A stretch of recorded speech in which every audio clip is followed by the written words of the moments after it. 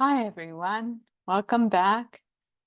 This is Lisa Larson, and welcome to Module 3 of When the Past Feels Like It's Still Happening. So today we're going to talk about coping skills for traumatic stress, things that you can do yourself, and also some signs that you might need a little more help if you're struggling with regulating your own feelings and you're having a hard time functioning because of your traumatic stress. So I love this quote from Carl Jung, and it's an important thing to remember in your healing journey from traumatic stress. I am not what happened to me. I am what I choose to become. So even if you feel in the grips of your traumatic stress, you're having flashbacks and your mood is all over the place and you're irritable and you're having nightmares, you still have hope. You still have control over your life and your destiny.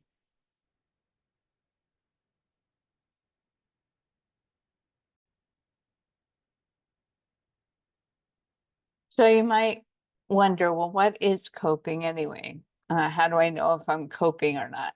The definition of coping is to deal effectively with something difficult or to have the ability to deal successfully with something. And all living beings, plants, animals, humans, have to adapt to stressful situations. So, for example, if you have a plant and you deprive it of water or of sunshine, it needs to adapt to its new circumstances. And some coping strategies are more effective than others, and some are healthier than others, as we've talked about before. And a lot of it depends on whether the coping strategy is useful for that particular situation. So sometimes we develop the ability, as we talked about before, to dissociate from our bodies or from our actual surroundings. And that may be helpful when you're being attacked or mistreated, but it may not be helpful when you're in a business meeting or you're at school. And sometimes avoiding or denial can be helpful if there's nothing else that you can do to change the situation.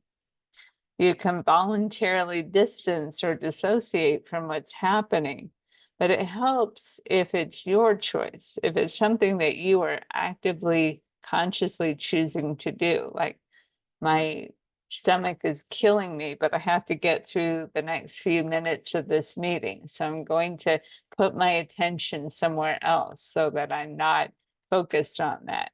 And then I can attend to it. But when your go-to coping strategies are your only options, so they seem like your only options, then you have a problem. It's also important to remember that you are not defined by what happened to you, even if it seems like that. So before we get into coping, I want to just go over some real basic structure of the brain, anatomy type stuff, because you'll hear me talking about top down and bottom up, and you may be going, what the heck? So there's three basic layers of the brain, right? So the brain stem and the medulla and pons, those parts of the brain regulate basic survival functioning, like your body temperature, your heart rate, um, that sort of thing. And we need that for survival. The midbrain is where the limbic system lives, and that is responsible for our experience and regulation of emotions. And also, it's crucial for memory functioning. So, for example, you were probably a baby once and touched something really hot, or maybe a little kid, and you learned that when you touch something really hot, your body responds in a painful way, and you yank your hand away from it. And after that, you learn to pair the painful experience of burning your hand with touching something hot. And so that's important for learning, right? For your survival. But the tricky part is that some people kind of get stuck in this area, and this is where they live, this is where they react to things. And unfortunately, without the input of your cortex, you may not have accurate understanding of what's really going on. So you may react very emotionally and strongly to something that actually isn't a threat because it seems like your survival depends on it. So the cortex, the top of the brain, cortex is, I think, Greek for the bark. So this is the top of the brain, and this is the last part of the brain to develop. And usually it develops in most humans at around age 25. And before that, we're a little more instinctual. And this part is responsible for attention, being able to sit through a really tough, long business meeting or a really boring class in school, consciousness, like being aware of what's going on around you, and your awareness and your perception and your thoughts. So when someone says that you're really intelligent, they're probably operating based on what they see your cortex in action. So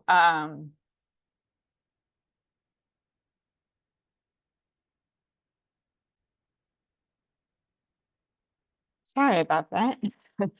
Someone was making noise, and that's a good example. So inwardly, I was kind of emotional about it. I was like, hey, I'm recording right now. You should be quiet. But I just closed the door and said, I'm recording. And the person apologized, and on we go. So I was able to use my cortex to kind of chill out the emotional part, the limbic part. So top-down strategies for coping and for healing trauma look at how your mind interprets information. For example, CBT is great at this. So you might think I'm either the best student on earth or I'm the worst, and there's no in between, and that's all or nothing thinking. So CBT teaches you to recognize that's not a helpful way of thinking because that's where perfectionism and self-hatred lie. But it's kind of a meta approach, and you have to be able to look at how your thoughts operate and how you think. And not everyone has developed this, even when they're adults. It uses mostly the cortex, and it hopes that the healing trickles down. And that's not to knock CBT. It can be very helpful for depression and anxiety, but it also is not always helpful for trauma because, like we said, it happens at different layers. It's spiritual, it's emotional, it's physical, etc. Bottom up strategies use information from your body sensations. And a lot of times, as we learned before, emotions and traumatic memories are stored in the body. And it's hard to access them sometimes because they're so horrible that we shut them away and we can't always access them easily. And so this allows you to pay attention to the limbic system, your body sensations, and the thoughts that you take away from all this information and how you interpret them. And so it integrates all of the parts of the brain. And I'm not really saying one approach is better than the others. There are some people who get a lot of help from CBT and top-down strategies. And there are also people who go, no, I only want emotion-based therapy. And others say, no, I only want body-based. So we'll get to that in the next module.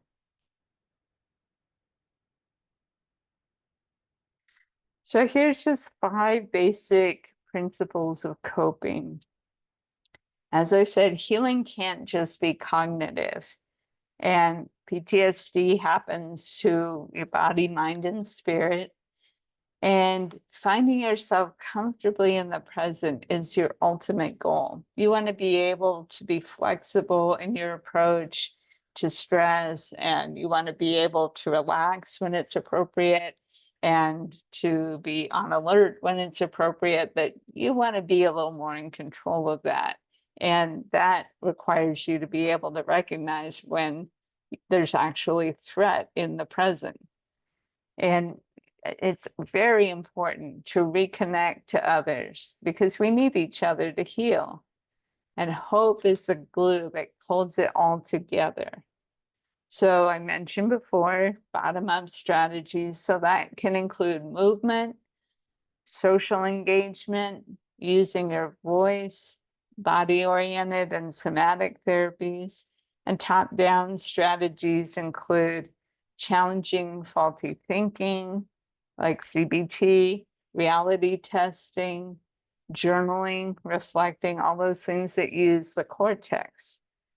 And then there's spiritual ways of healing, meditation, to be in the present, and reconnecting to the larger whole. Maybe if you're religious, going to church or synagogue or temple or wherever, and regaining trust in whatever you believe is in charge up there. Feeling worthy to be alive and feeling like you have a purpose in life and feeling like the world is mostly a safe place.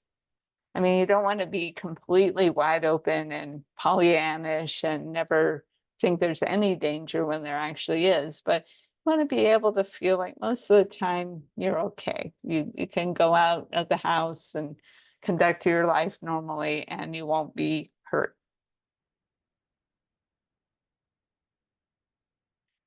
So it's important as part of your journey to recognize what is changeable, what you can change, and what is not in your control. And the serenity prayer from the 12 step is great for this. God, or whatever you believe in, grant me the serenity to accept things I cannot change, the courage to change the things I can, and the wisdom to know the difference. I see a lot of people get hung up on trying to make other people do something so they feel safe or they feel good. And they get so riled up and emotional, thinking, if they would only do this, or if the world were only that way. And it's a big energy waste. So that's part of your healing journey, is kind of recognizing what you have control over. And there are some things that we have to accept and some things we should not accept, like social injustice, or, if someone's mistreating you. There are times when we can use emotion-focused coping to release emotions, like crying or venting to a friend. Other times we may use problem-oriented strategies, like, what can I do to fix this situation? So you might take a moment to reflect on what are some of the things that you can change and what can't you change in your life. I'm not sure what's going on in your life. I just know that because you're here, you're interested in learning how to cope with post-traumatic stress. And how do you know what you can change and what you have to accept? Have you ever tried to change something you couldn't? And what was that like for you? I'm guessing it was pretty frustrating. But that might be a good journal prompt for you, or something to just ponder. So I just mentioned problem-focused coping strategies. And so I'm going to go over some of the basic approaches to coping with stress. Problem-focused strategies include problem solving, cognitive restructuring, or positive reframing. So for example, let's say you're born with a limp. and you kind of feel like uh, you're deficient or you're lacking. And I'm not picking on people with disabilities. I'm just saying this is an example. I myself am in a wheelchair, and sometimes I feel self-conscious about that. And sometimes I'm treated poorly because of it. But if I let that to define me, then I can't access my problem solving skills because all of my energy is going into feeling ashamed and embarrassed and conspicuous and all that stuff. So I learned a long time ago that I have to kind of put aside what other people think about me and what I think other people think about me. And I just need to focus on how do I get what I need to do done. So, um, so I can also think of it as something that gives me more empathy. I can have more compassion for myself and others, and I don't make ableist assumptions about what is possible. So avoidant or disengagement strategies are like distracting yourself on your cell phone or TV or movies or video games, or other escapist activities. People might also engage in wishful thinking or use humor to lower the stress of a situation. You might seek social support, like calling a friend and saying, "You wouldn't believe what happened to me." Using religion or your spiritual beliefs, finding meaning in the situation, and emotion-focused strategies like expressing yourself through journaling or writing.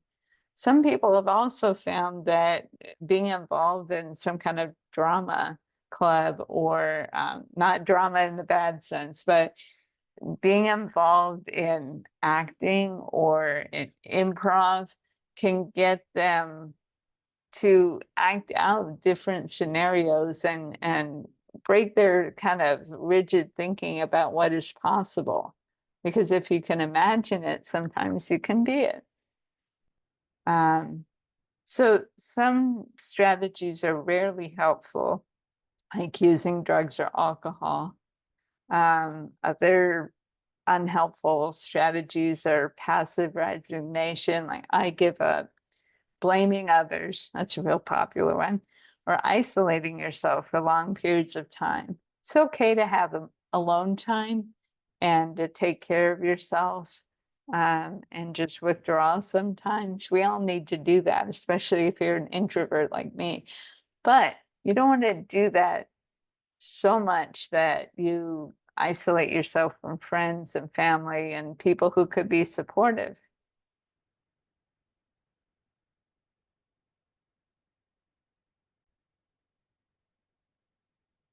So at this moment, you might want to take time to think about what symptoms you're struggling with the most.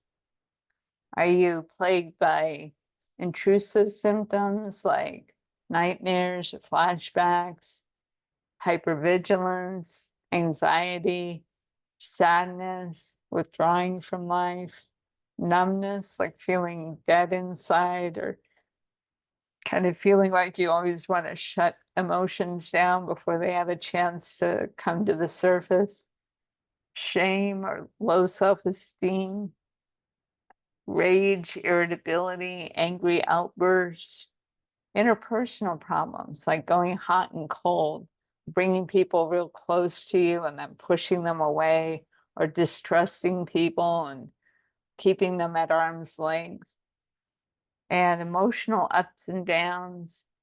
There's so many different ways that trauma can affect you. So just think about like what is foremost on your mind right now as a problem for you.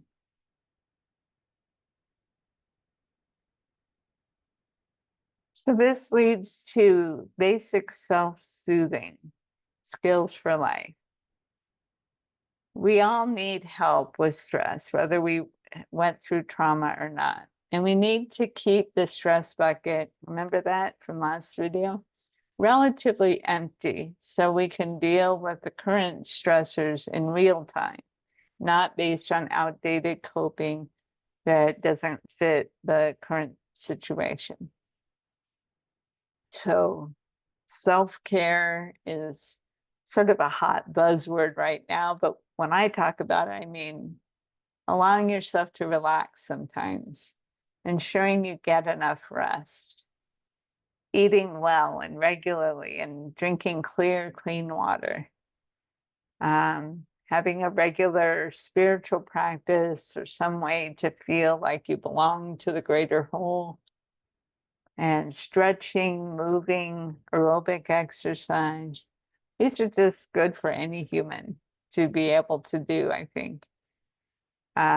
When you have gone through a traumatic event, you probably have times where you feel like you're not really rooted in your body, where you're kind of floating off somewhere, you're running off into the future, or bogged down by the past. So grounding techniques are really good for bringing you into the present moment. Breathing techniques are really handy. Slow, gentle breathing that fills your abdomen, sort of like a balloon on the in-breath and deflates on the out-breath. That alone can be really soothing when you're really upset. Identifying and giving words to emotions. And this is where learning how to observe yourself is important, using your cortex and your limbic system. Coming into the present mindfully, that can be through meditation or just kind of tapping yourself like, oh, here I am. Yes. Okay, I'm still here. Using your five senses, smell, sight, touch, taste, and so the other one. Anyway, you know what I'm talking about.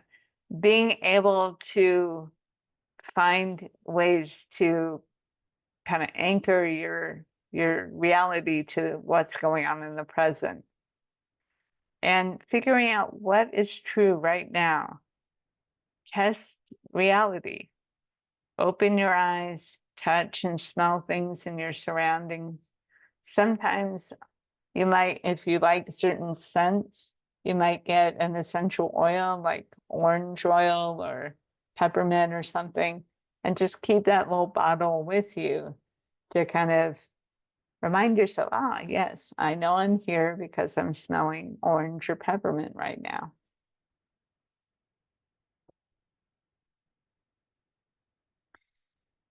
So let's say you're just minding your own business and someone comes into a store or into your workplace or into school and they're really bugging you and they're triggering your past trauma.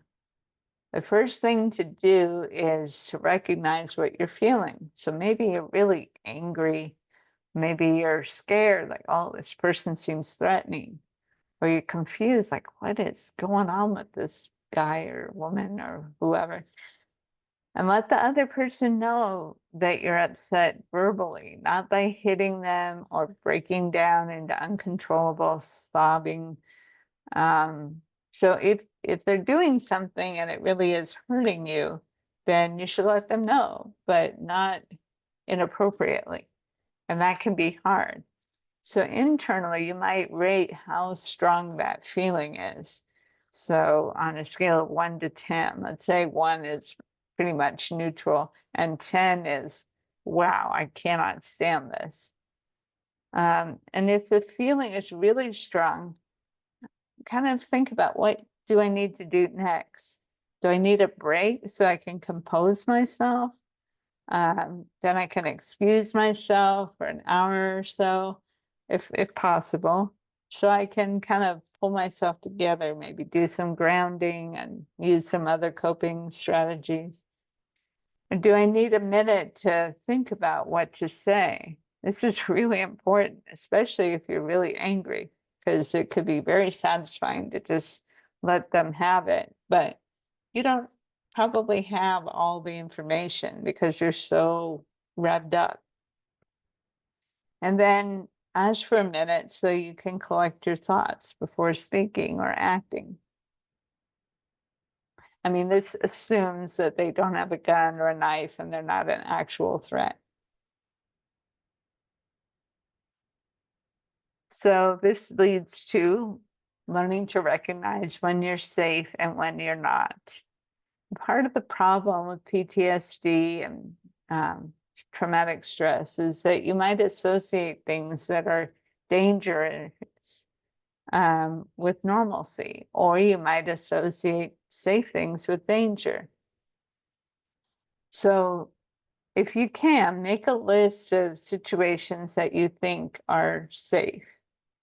Um, and make another list of things that you think are dangerous or situations. So, for example, on this picture, it looks like something really terrible just happened. Maybe a building exploded or something. And maybe it's safe, maybe it isn't, because who knows what's in the rubble. Um, so for the dangerous situations, ask yourself, what makes them dangerous? What's being threatened in those situations? And is that based on your past experience or what happened to you? Or is it based on what's actually happening in your environment and the circumstances that are happening now? Your emotions can play tricks on you and make you think that just because you feel threatened, you are threatened. That's called emotional reasoning. That's something we get from CBT. But this kind of emotional reasoning limits your ability to enjoy life and function well. So it's best to actively try to dissociate the neutral things from that happen in everyday life from danger. So, for example, if you had a panic attack in a car, it can be really hard to think of the car as neutral because for most people, assuming there aren't any drunk drivers around or there isn't any other real danger, for most people, driving is relatively safe.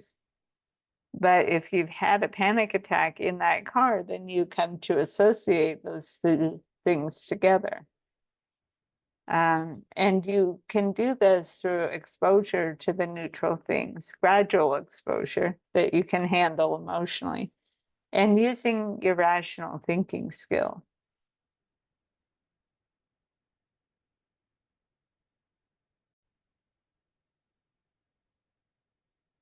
So sometimes distancing yourself emotionally and mentally from a situation can be helpful. And this includes compartmentalizing things. So sometimes we just do this naturally.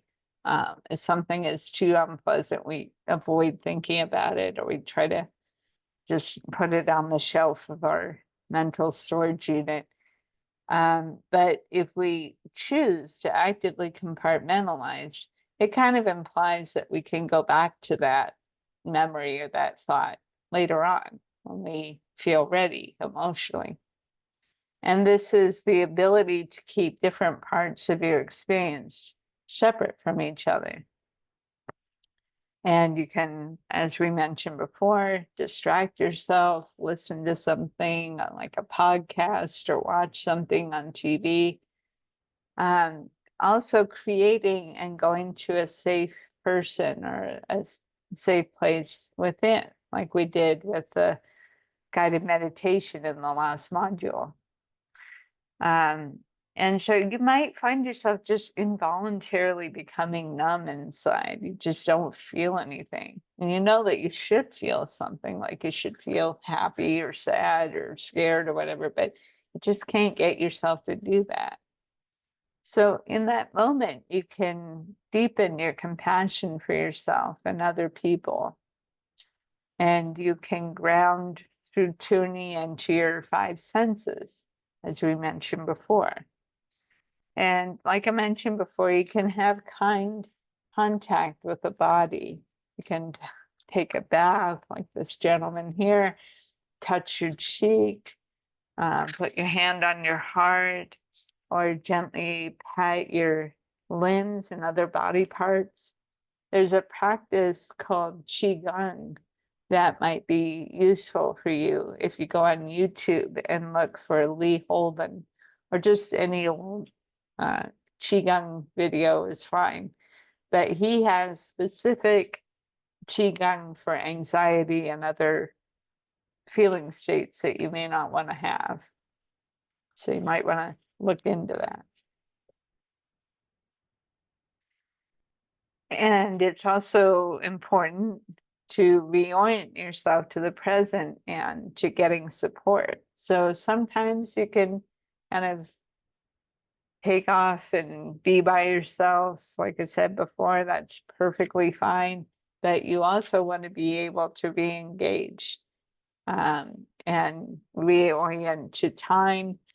Think about all the resources you had now that you didn't have when you were traumatized, and realize that you have more mature ways to escape a bad situation and to cope with stress now, especially if you were a child or an adolescent when it happened. You can use mindfulness meditation, focusing on your breath, entering and exiting your body. Realize that the future is not determined by your past. So you're not stuck in the past, even though it really feels like it. And it's important to build a support network of people who are appropriate to your needs. So if your support network currently is a lot of friends or family who are doing things that either are hurtful to you or to other people or to themselves, they might not be the best people to keep going back to, especially when you're feeling vulnerable and hurt by your traumatic stress. So think about who's in your support network now, and how do you determine who should be your go-to person and who may not be helpful? So how do you feel when you're around them? Do they say things that bring you down? Do they do a lot of drugs or alcohol and encourage you to just get messed up as a way to cope? And that's their only way of doing it. And what makes a person safer and what makes a person unsafe? What do you look for in your friends or lovers or coworkers?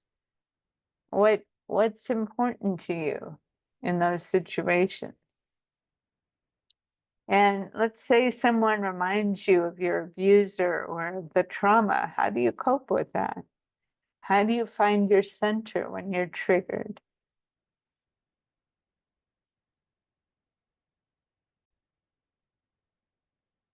So sometimes when people have gone through traumatic stress, they get flooded with emotions very easily.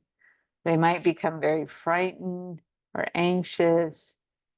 And so it can be helpful at those times to soothe the body with touch, like I mentioned, Qigong, yoga, touching something with a distinct texture, like maybe sandpaper or fur or something with a definite texture.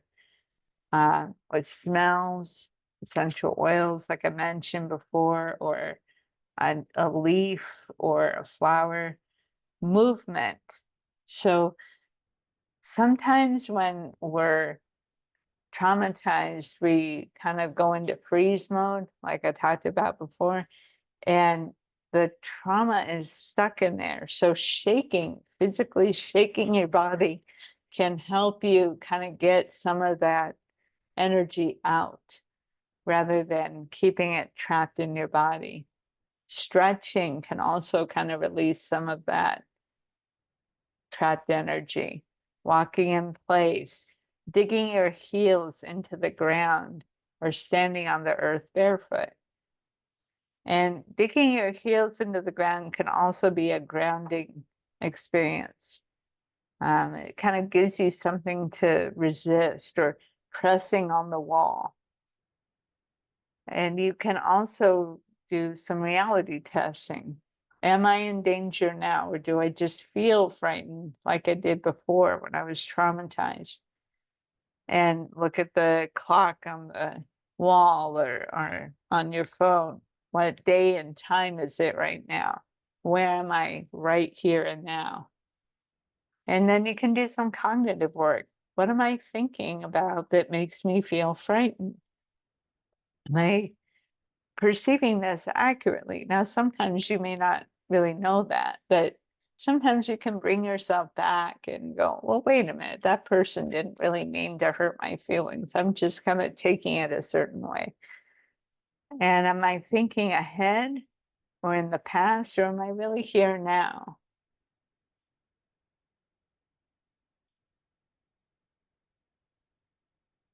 So this further kind of shows the importance of distinguishing context. When are you safe? When are you unsafe?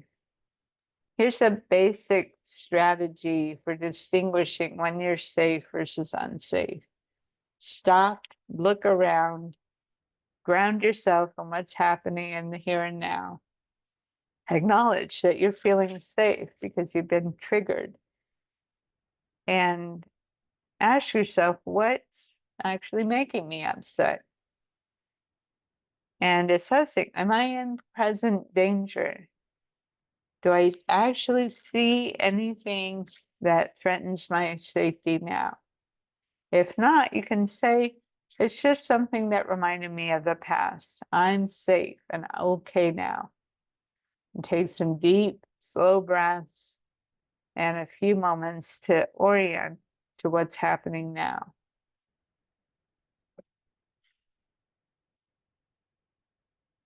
So at this point, you may be wondering, like, how do I get a support network? And what kind of support do I need? Trauma can feel even worse when you feel like you have to handle it all by yourself. And a lot of people do this, unfortunately, because they don't feel safe with anyone. Your emotions can make you think that just because you feel threatened, you are threatened. But this kind of emotional reasoning limits your ability to connect with other people and to feel safe or unsafe appropriately. So someone who is lying to you or manipulating you, you should feel unsafe with them. You should get away from them and assess why they're in your life. But someone who's trying to reach out to you and be kind to you, that may be someone who you want their support and you want to figure out how to be nice to them and keep them around. And you may have to actually kind of figure out how to keep the people who are helping you in your life, kind of explain to them what's going on for you, why you're having these strong reactions, why you're irritable, why you're touchy, and why you isolate. A lot of people I know with depression or PTSD just withdraw from people and they don't explain why they're withdrawing. They just kind of say, oh, they'll understand. But unfortunately, they don't. When the person feels less depressed and they would like some help, then, or less isolating, the person's not there, understandably. They think that you ghosted them. They don't realize that you're going through a difficult time. So if you're having a hard time and you're feeling like isolated, like you want to isolate, then let the people in your life know, like, I'm just going through a hard time right now. There's no shame in that. And I just need some time to figure out my life. But I do care about you and I will be in touch. It's just, I'm not sure when I will be able to do that.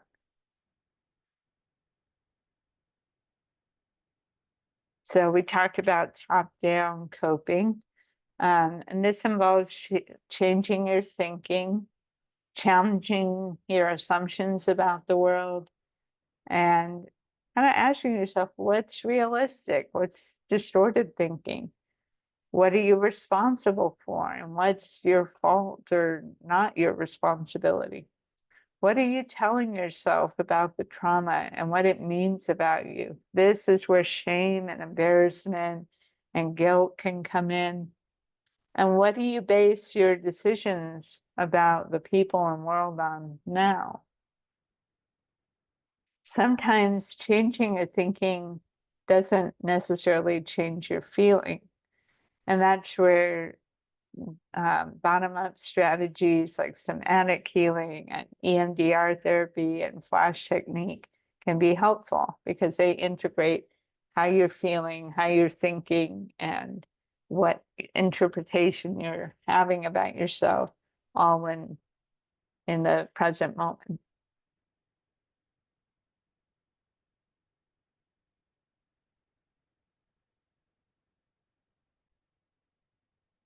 You've probably noticed by now that trauma and traumatic stress can be tough on your relationships.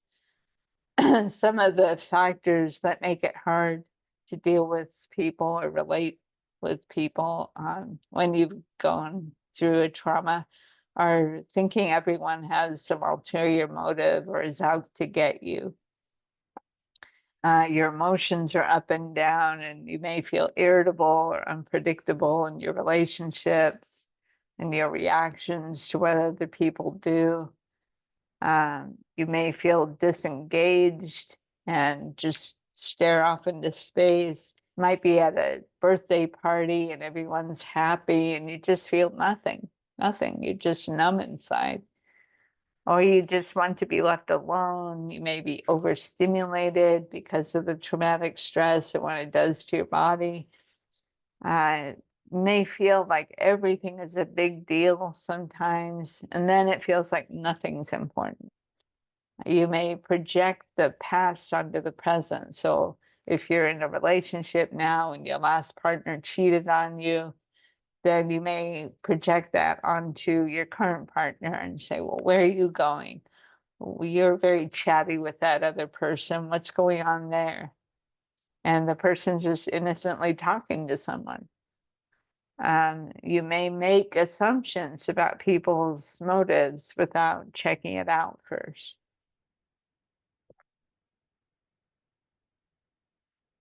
So you may wonder, well, yeah, that's going on in my life. How do I get along better with people? So one thing you can do is center yourself in the here and now before having challenging conversations, which helps you distinguish between your perpetrator or abuser and the person in front of you. They're not the same person. Well, hopefully they're not. Um, Hopefully you are away from your perpetrator by now. And at first, when you're talking to someone and you feel the emotions come up, you can take frequent timeouts. Just explain when you're calm that you need to preserve the relationship. And so you're going to go slow at first, but you won't always need to do this. You're just taking little baby steps towards being emotionally regulated with someone who's close to you when you're talking about something stressful. And a good phrase for yourself to say is, the story I'm telling myself about this behavior is, so someone might do something and you interpret it a certain way. You need to own that that's your interpretation. This is something I heard Brene Brown, if you know who that is, say. And this is in line with nonviolent communication, which I think is a useful program and a useful way to communicate for everyone. If you can reaffirm how important the person is to you. Either you can say this to them, you're really important to me, I don't want to mess this up, or just to remind yourself, like, don't screw this up, don't jump off the bridge with him, don't fly off the handle.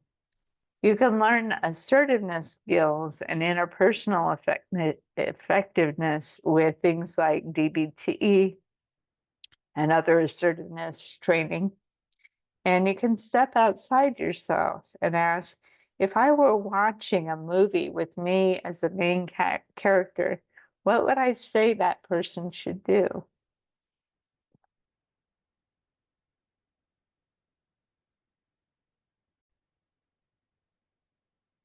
So let's say that you have a loved one who suffers from traumatic stress. You yourself have not gone through trauma, but you're in a close relationship with someone who has.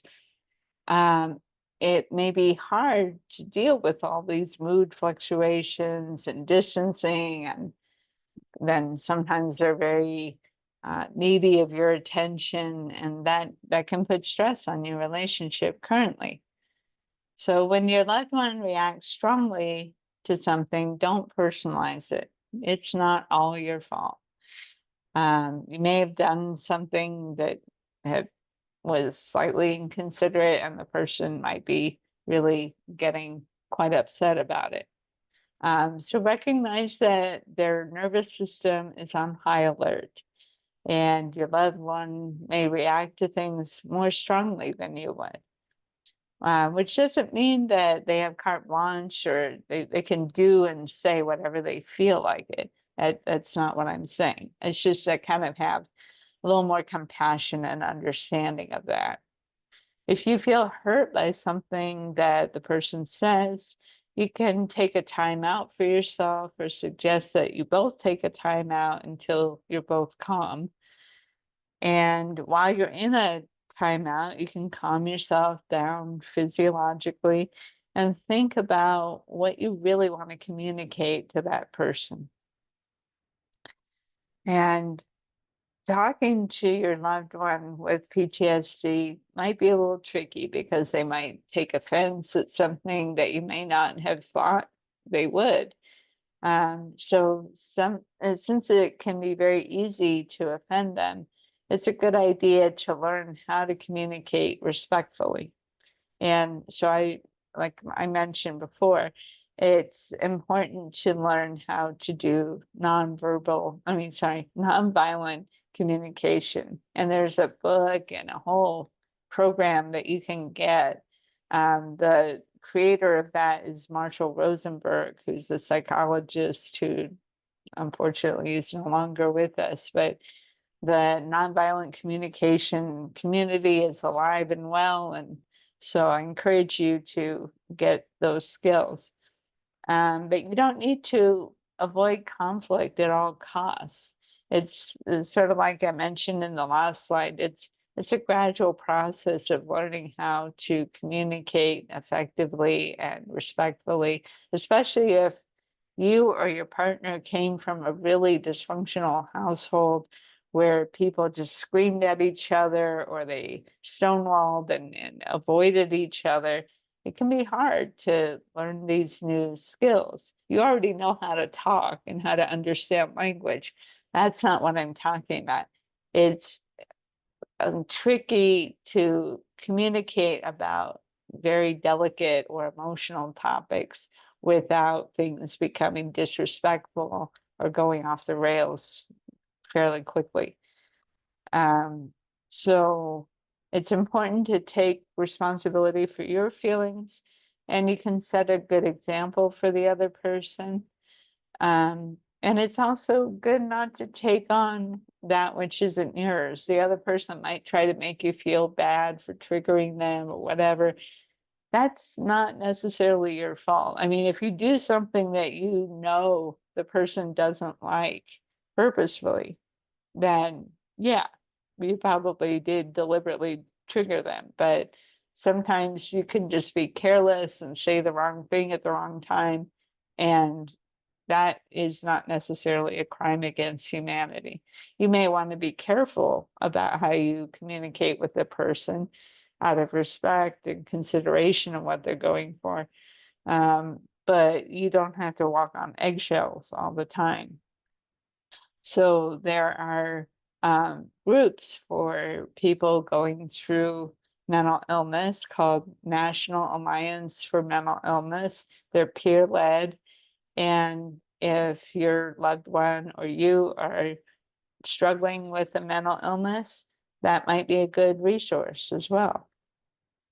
And take good care of yourself, as we talked about before. So this kind of brings us to spiritual healing. Now you may go, you're not a priest or a nun or whatever, right? You're not a religious person. or religious leader, why are you talking about spiritual health?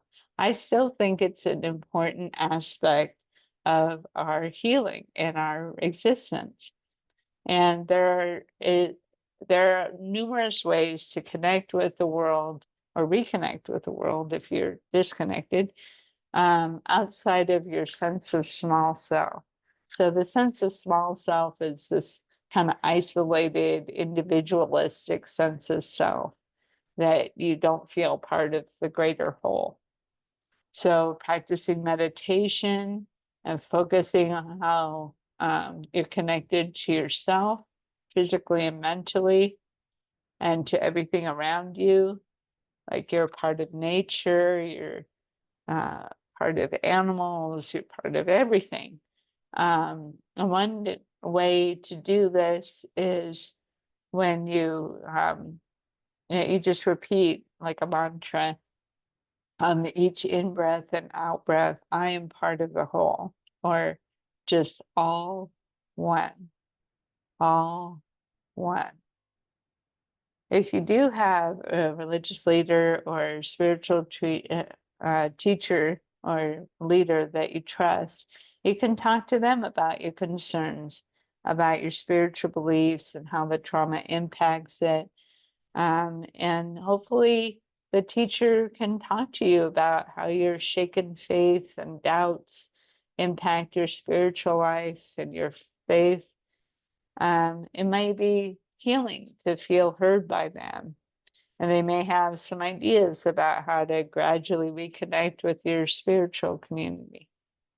This might be hard if your trauma happened in a religious community, and you may have to find a new way to connect with all that is, if you don't feel like it's safe to go back to that spiritual tradition. You can read about different spiritual traditions and how they view misfortune and trauma. Maybe stories from the Bible are helpful, or the Torah or Quran, or just seeing in general how other humans throughout history have borne the joys and sorrows of existence. And like exploring your post traumatic growth, look for meaning in what you've endured. What does your suffering mean to you? And what have you learned from it? How have you grown from it? What have you learned about yourself as a survivor of trauma? And you can ask yourself, is there a meaning or a reason for suffering? Does it have any spiritual value? Some people say it does, some people don't. So I don't pretend to have that answer or not, but it might be something interesting for you to explore. One Indian guru said, I love suffering because it brings me closer to God. Wow, that's a radical statement, huh? And yet you may find that it makes you more compassionate to suffer. It makes you more compassionate and understanding and patient. So it might be interesting to explore how you've changed spiritually as a result of going through trauma. Now, that said, you may go through all these coping skills and find your own on your own, and that's great. And if that feels like, okay, I'm healing on my own, I'm all for do it yourself. If there's a YouTube video for it, then great, I'm all over it. But there are some times when you're just, it's hard to do it by yourself and you need a professional help. Um, and you need someone who is experienced with trauma and knows what to do and what not to do with people who are going through PTSD. So now you've learned what trauma is and how it affects you mentally and physically and your coping skills. And hopefully you found this helpful, but you might need additional professional support if some of these things are present. He may already be in individual therapy, and that's great. Um, and just know that it takes courage to admit when you need help. And there's no weakness or shame in that. It's, how are we supposed to get through some of the stuff that we've gone through, COVID and mass shootings, all this stuff? How are we supposed to get through this on our own? That's kind of crazy, huh? So if you're done with white knuckling it all by yourself, here's some signs that you might want to get professional help. So your traumatic symptoms are still going on, like nightmares, grinding your teeth at night, insomnia, panic attacks, constant worry, tension headaches, feeling ticked off all the time. Maybe your doctor notices physical problems that are stress related. Maybe you developed IBS or autoimmune problems or migraines, heart problems, chronic fatigue syndrome. And maybe your relationships are having difficulty because you either allow yourself to be hurt by abusive people, you keep putting yourself in bad situations, you distrust people and push them away, or you allow yourself to um, to be in the presence of people who emotionally hurt you. You may have a hard time enjoying other people, or people may just kind of stop calling you because you're just so irritable all the time. You may have problems at work. Maybe your emotions are all over the place. You have a hard time containing your crying, your anger. You can't concentrate because you're so preoccupied with danger. And maybe you have a hard time letting down your guard with your friends and people closest to you. It may be hard for you to relax and just enjoy the moment. Just take it easy. You may kind of bury yourself in work to avoid feeling. And it seems like other people are having fun, but you just feel distant and remote. And your feelings may just be all over the place. You don't know what to do with them. Or you may be having a hard time just coping in general. You may feel like, I don't want to get out of bed. I'm not sure what I'm supposed to be doing. I'm lost. I'm confused. So we've gone over some coping strategies and how to deal with stress and trauma. And you've had a chance to consider how to use these in your life and in your relationships. You've also had a chance to discover or consider how this information will be enough, whether it will be enough to cope better on your own, or whether it would be helpful to see a professional. And so I'm just wondering how all this is sitting with you. What skills do you think will be the first ones you start trying? Um, what do you need to learn more about before you take it on? Are there any approaches that you have a strong reaction to, either negative or positive? And what do you think causes that? Is it something that you think is important to honor or heed? Or is it some internal resistance that you might need to work through in order to make use of a valuable skill? So as before, you might want to do some workbook exercises now or after the guided meditation to help you kind of put all this together. So if you do decide to listen to the guided meditation, stay tuned.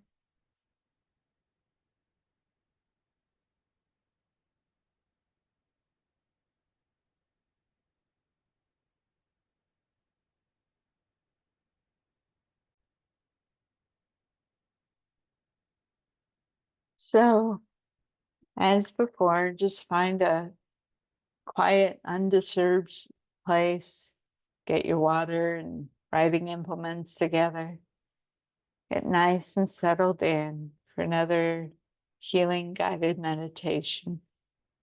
This time, we're considering the skills you've heard about and what might be useful in your daily life. It's a chance to mentally rehearse using the skills that you feel most comfortable with. Excuse me. And experimenting with ones you're not sure about yet. So mental rehearsal helps you access the skills you want and need when it's time to use them. Napoleon Hill said, whatever the mind can conceive and believe it can achieve. So this is your time to put what you know now into action, at least at an unconscious or subconscious level. And I don't know when or how you'll start to see it come to fruition in your everyday life. But you can be surprised and delighted when it does. So let's begin the process of going within with some slow, deep breaths to center you and help you take the gentle journey inside again. By now, you've had some practice focusing internally. And you may have noticed that it's really not that bad after all. In fact, it can give you a greater sense of peace. Peace that can last well beyond any given focusing session. The more you access this peace, the less time you have to spend in a state of distress. And that can be so welcome. And I welcome you to take this time just for you so you can start to learn how to feel more at home with your feelings, your emotion, and allow whatever thoughts you have consciously to gently fade into the background. You don't have to make your mind blank or get rid of your thoughts. Just let them come and go, being the observer. You had practice observing before. The more you do this, the better you become at just letting your thoughts and emotion, even your body sensation, just roll by like a river. You don't have to get sucked into any particular thing that you notice happening internally. And the more your attention gets absorbed within, the less you notice things going on out there, noises, the room temperature, any distracting thing that may be happening. And you learn how to position your attention on what really matters, what helps you feel better now. Your conscious mind may be wondering how this will happen, while your unconscious mind might be enjoying the comfort within. Or your unconscious mind might be thinking about the experience. while your conscious mind is feeling its way through. And you can feel so comfortable just letting whatever happens happen. Because there's nothing you have to do right now, nowhere you need to be. There are no obligations to be or think or feel a certain way. You can observe what's happening inside at a deeper, more satisfying level. There was a time when you didn't know your own name, time when you didn't know how to tie your shoe. Everything took so much effort, so much thinking. But eventually, all those tasks became automatic. From the level of conscious thought to automatic action that didn't require you to go step by step through them. And as you take each step towards your unconscious mind, to the wealth of knowledge and experience that lie there, you can perhaps travel back in time and observe what pops into your head. Maybe an image of you as a child or a teenager.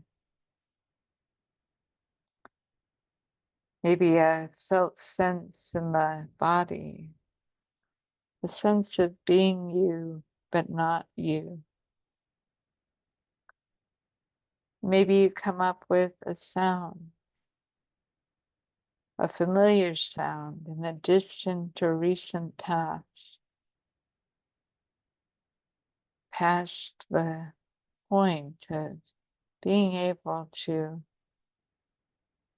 distinguish, is it now or is it then?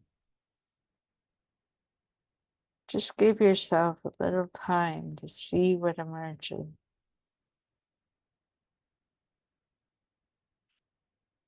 And you might notice that a younger version of yourself might appear to you.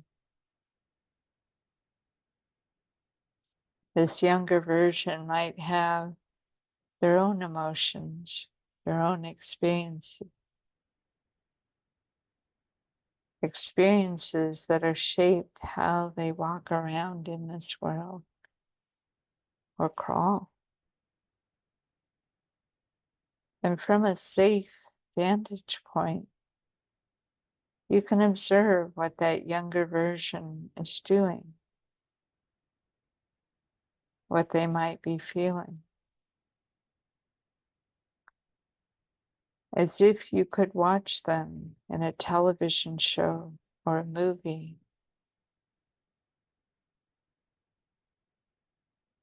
You may wonder what it is that you see as your observation progresses. What is that younger version experiencing now?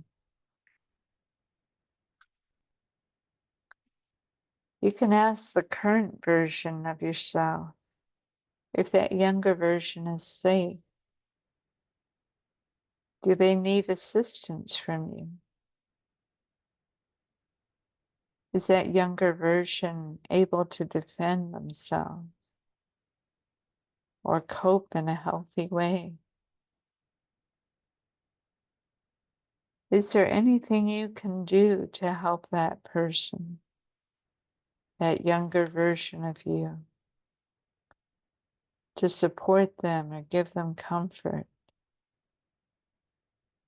Is there something you can say to them that might help them remember their strength? Or give them a sense that someone has their back, someone's with them, someone cares. It may be that the younger version of you needs additional support. I really don't know what you might have found within, what scene you might be seeing, or what you might be feeling in your body, what sounds you may be hearing. Now, if you feel like your current self needs some extra reinforcement to help you with the younger version of you to cope better, perhaps you can bring in the safer person from our last guided meditation. Bring that person in to help, or that being. I don't know who you chose for that exercise, but hopefully you've been practicing developing a relationship with that safer being. And hopefully you've been able to draw strength and comfort from that safer being. And now you can take a little time to decide whether that person or animal or being would be helpful to you and your younger self now.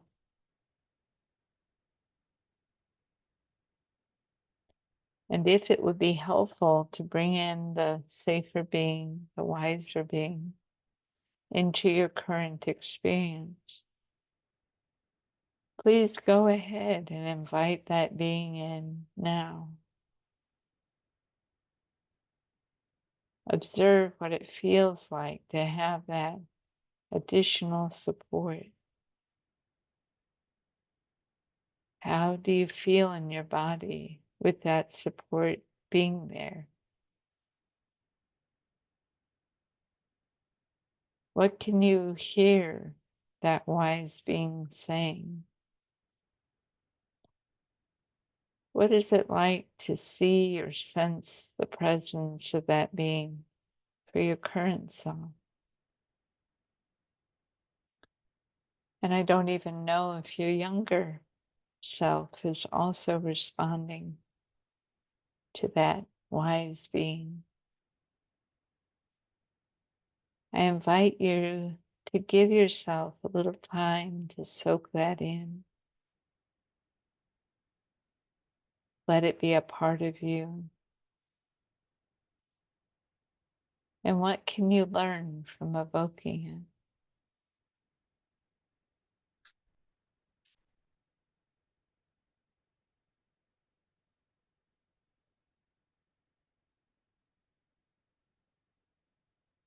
it? And now, turning to your younger self, I wonder what you observe in your younger self now. Now that the wise being is here,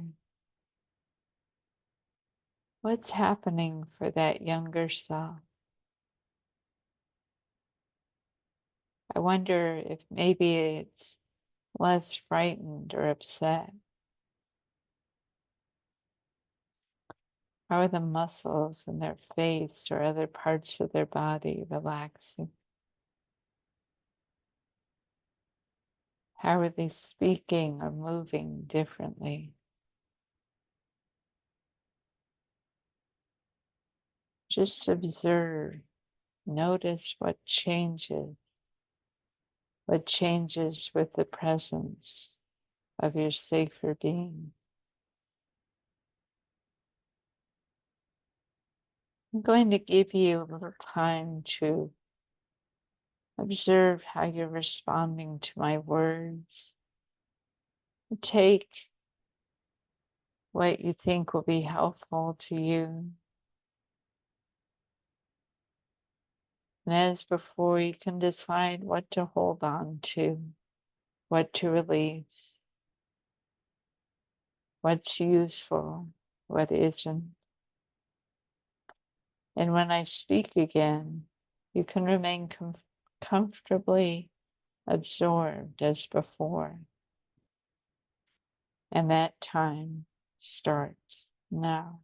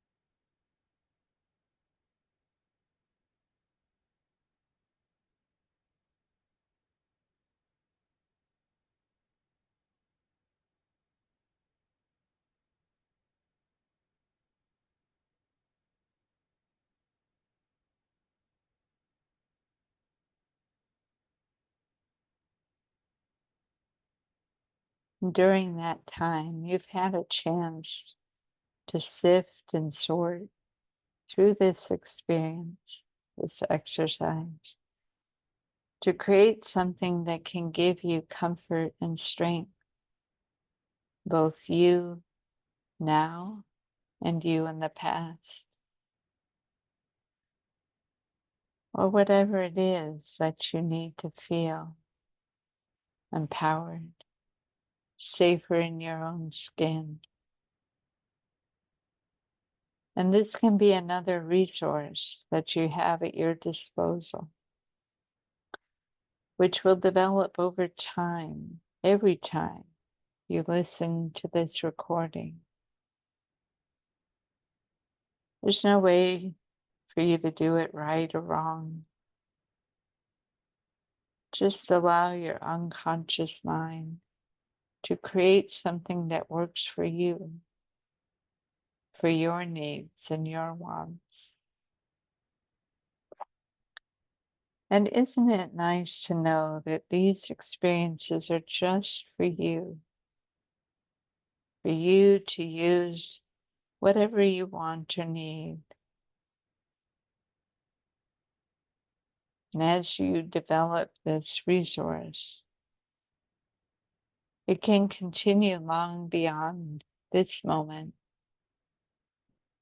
Something you take with you in any situation where you think it would benefit you from feeling supported and helped, or any situation where it would help to benefit your younger self. And as I bring this to a comfortable close, you can know that your unconscious mind has already started to find ways to bring this into your everyday life.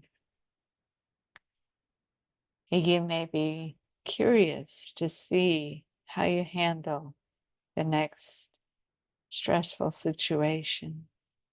If maybe you feel a little more supported, a little stronger, a little more confident. So you can start to feel the energy return to your muscles, noticing your surroundings more, noises, air temperature, the chair you're resting in, allowing your conscious mind to move into the forefront. And as you reorient yourself in this moment in time, you can notice how you feel physically, emotionally, starting to be more alert, more consciously aware, and in your own good time, in your own good way, open your eyes and come back into the room, fully alert and consciously aware.